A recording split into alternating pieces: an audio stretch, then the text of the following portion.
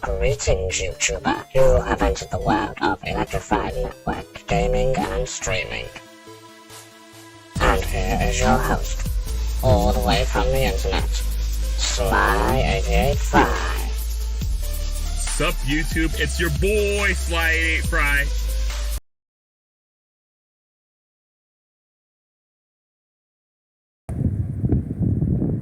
Okay. Sorry, it's a little bit harder for me to see while I'm sitting where I am right now. It's out in the bright sun, and yeah, the screen's just a little harder to see at this point. But I did test out the actual video I'm going to react to see if I actually can see what I'm doing, see what's going on, and I can. It's good enough. It's a bright enough video, so I can do that. Anyways, I'm back. If you saw my React videos yesterday, then you already know I got my laptop back. And finally, after such a long, excruciating wait, I also noticed that maybe I need to turn up the volume of my microphone a little. God, that motorcycle is loud, but it's going away. Anyways, I'm over at the Roner Park Library, but instead of actually sitting at the table I usually sit at, I'm sitting over in this section more outside of it a little more, because there's actually an outlet I could plug the laptop in and it needs charging, so I might also charge it while I do this. Gonna get this done real quick. This will be a lot of fun to watch because it's another video from Ryan. It's another video of Ryan George, but this time it's from the Screen Rant channel, which means it's a pitch meeting. And it's for the new Mortal Kombat movie, not the ones from the 90s, the one that just came out. And this should be interesting. I haven't seen the Mortal Kombat movie, so this is a spoiler to me as well, but I don't mind. I had previously watched the Godzilla vs. Kong pitch meeting and kind of knew what was going to happen when my wife and I ended up seeing the movie at Roxy Theater in Santa Rosa, weeks later, and still loved the movie anyways. It was awesome. So I'm sure we might look forward to the Mortal Kombat film. I've heard for people who are just wanting to watch a good film, it's not so good, but I've heard for people who are big fans of the video games, they enjoy the film. So I'm sure I might have a good time. I haven't played the video games very often, but they're fun though. Let's do this.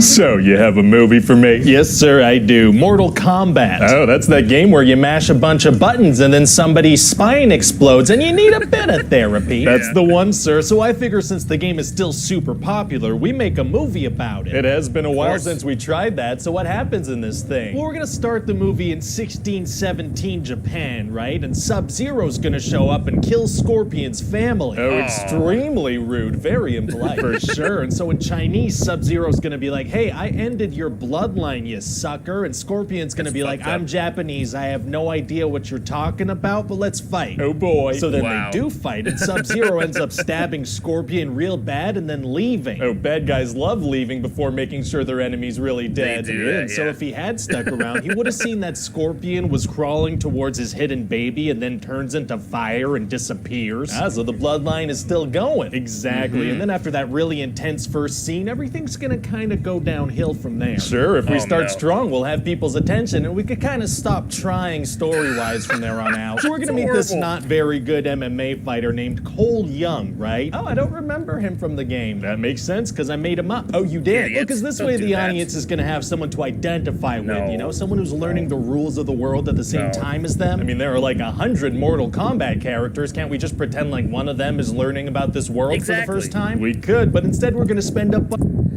I heard, thanks to the James Rolfe review of this on Cinemassacre, and I guess this is also a spoiler, Johnny Cage is in this film, and they teased him in some kind of poster for a sequel. It's like, don't tease him yet until you know the first movie is going to be good.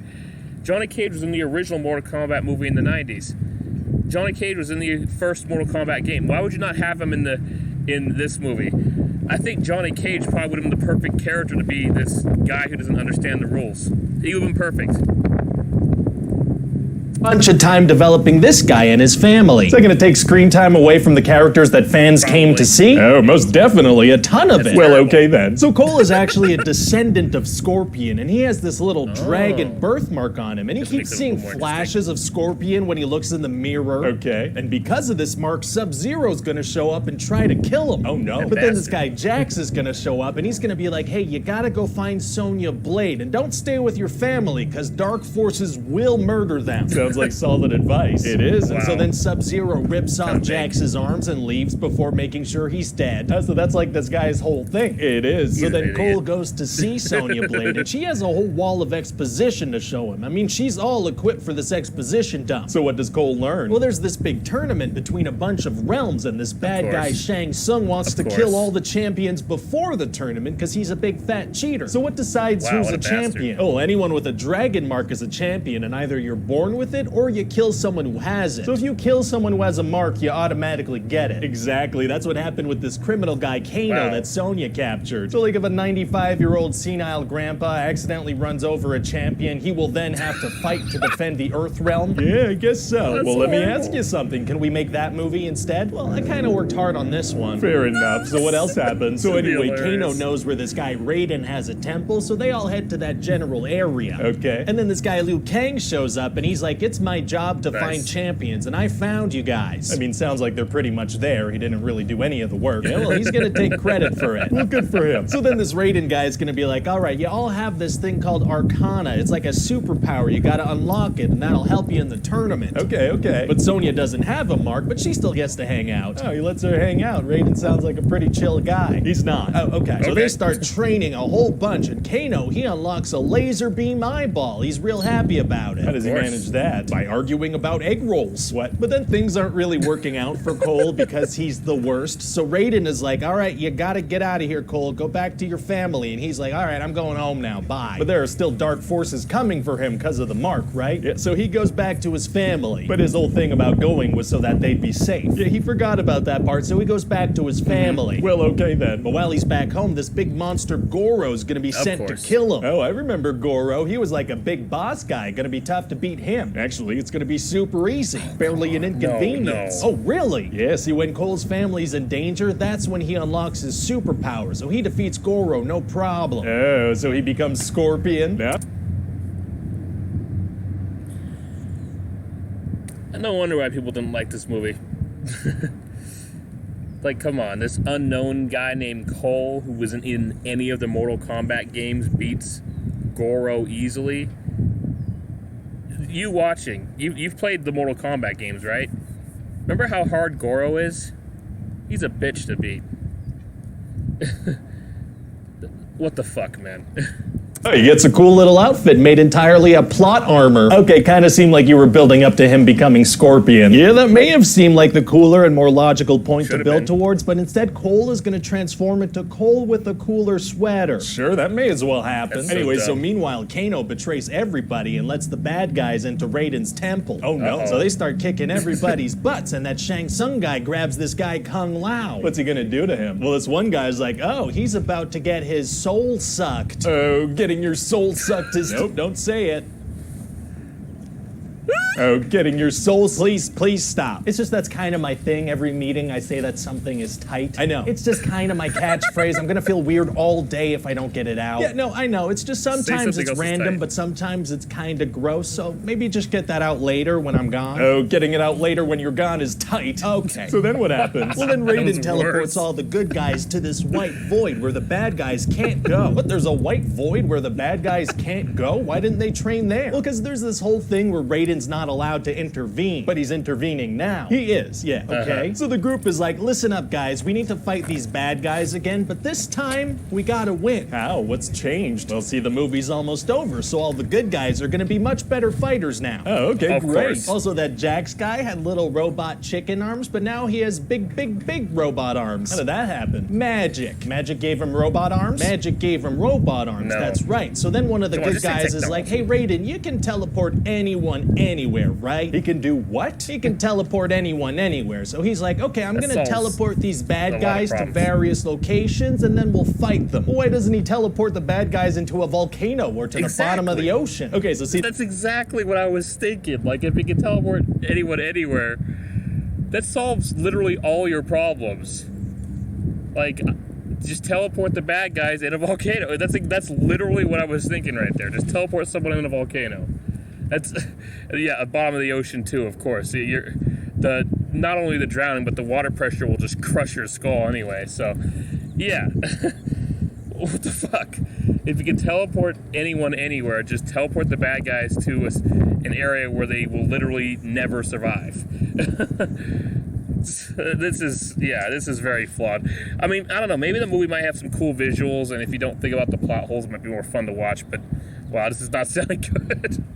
At least when I saw the pitch meeting for Godzilla vs. Kong, yeah, they point out flaws and stuff, but like, it didn't sound like a bad movie on the pitch meeting. Kind of like the pitch meeting for Pirates of the Caribbean. They point out a crap ton of flaws, but it still sounded like a badass movie, of course. There are movies like that where you can point out a bunch of flaws, but still even think about it. Even while thinking about it, you'll still enjoy the films. This new Mortal Kombat movie, it sounds like one of those films where if you think about the flaws, it just loses you. That's what it sounds like to me. And there's a lot of movies like that too, but like, that's a bit disappointing. Like, I actually watched the first Mortal Kombat movie from the 90s. Like, I saw it in 2014 on demand because my ex for some reason wanted to have cable, even though I was already well past that and just wanted the internet. But anyways, I enjoyed the film just because the martial arts I thought were cool to see. I liked the effects, even though they were cheesy 90s effects and stuff. But even though I enjoyed it, I could tell it was flawed. This film might fit that category, but honestly, I don't know. That would be an instance where he couldn't intervene, but he can separate them with teleportation so they're defeated in battle. That's right. So does he teleport to various locations and then we'll fight them? Well, why doesn't he teleport the bad guys into a volcano or to the bottom of the ocean? Exactly. Okay, so see, that would be an instance where he couldn't intervene, but he can separate them with teleportation so they're defeated in battle. That's right. So does he teleport each bad guy to a different location and have all the champions gang up on that person and just kind of work his way through the line like that? No, see, that's a way he wouldn't be able to intervene. Oh, I'm very unclear on how this guy's allowed to intervene. So what does he do? Well, he sends them all to like 1v1 fights, because that's like the game, kind of. That's like the game, kind of. It is. So then Sonya's gonna defeat Kano and get her superpowers immediately. How come she gets her superpower at the same time as her mark? I don't know. Fair enough. And then Sub-Zero's gonna freeze Cole's family, which is maybe something that people will care about. Maybe. And then Scorpion's gonna show up from hell and he's gonna be like, get over here. What, did he take English lessons in hell? He took some very specific English lessons in hell, that's right. So then they're gonna have this really cool fight while Cole just assaults his frozen family in the background. What? And then they're gonna team up and manage to defeat him. Oh, wow. And so yeah, that's about it. What do you think? Wait, so a bunch of the big bad guys were killed? They were, yeah. So if we want to make a sequel, we can't use any of those guys. Well, we're gonna say that death is just another portal, so. Oh, so none of this mattered. Yeah, none of this mattered, and we could just keep making more and more and more and more of these. I mean, let's not get crazy. Okay. But what if we did get crazy, though? Oh, interesting. Oh, yeah, okay.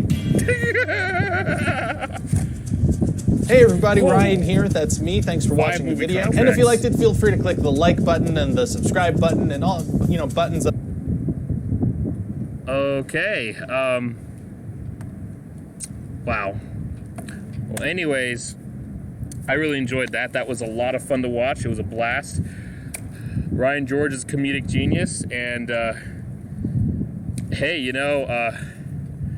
that seems to be the main thing I enjoy doing on Screen Rant, is watching Ryan George do pitch meetings. Although, to be fair, when I first started watching Screen Rant, I think I started watching a bit before pitch meeting existed on there, and I watched their, their theories and all that stuff like that. And even when pitch meeting started, I didn't even watch pitch meeting. I just watched the stuff that they normally did.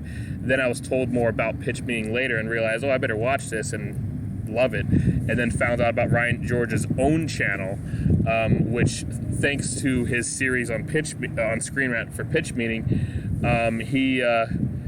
now is really popular on his own channel with over 1 million subscribers himself. So congratulations. I forgot to mention that in my previous react video to one of his videos. It was interesting is I found out about Julie Nolke through a crossover between Ryan George and Julie Nolke, and at the time Julie Nolke actually had like a few 100,000 more subscribers than Ryan George, but ever since then Ryan George now has 1 million and Julie Nolke has I think 900,000. So that's goes to show that the crossover actually really benefit them both, because they both gained from it. But Ryan George surpassed her, which is actually pretty impressive, I have to say, because one of the most popular videos of 2020 was a Julie Nolke video, like one of the very most popular ones. Anyways, let's not get into that. It reminds me, I'm probably going to do a react to another Julie Nolke video in the future. I mentioned this before, but my react videos are kind of a sausage fest. It's just guys, but anyway, moving on from that. Have you seen the new Mortal Kombat movie? What do you think about the new Mortal Kombat movie? Was it good? Did you enjoy it? Did you think it was bad? Did you think it was just kind of like it represented the games well, but as a movie it wasn't very good? I kind of feel like the 90s movie that I saw, I felt like it kind of represented the games well. I mean, the characters didn't feel out of place. But obviously the movie itself, you know, wasn't really that good. Although I thought it was fun to watch at least. You could enjoy watching a film that's bad. That's why The Room has such a cult following. It's one of the worst movies ever made, but people love to watch it just because it's so funny how bad it is. Anyways, that will conclude this reacts video.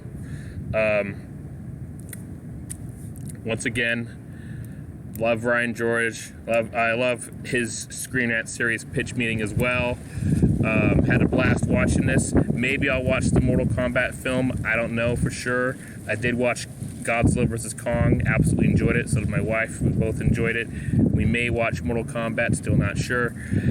Anyways, thank you so much for watching. Please like, comment, and subscribe, and click that bell icon to add me notifications. Thank you.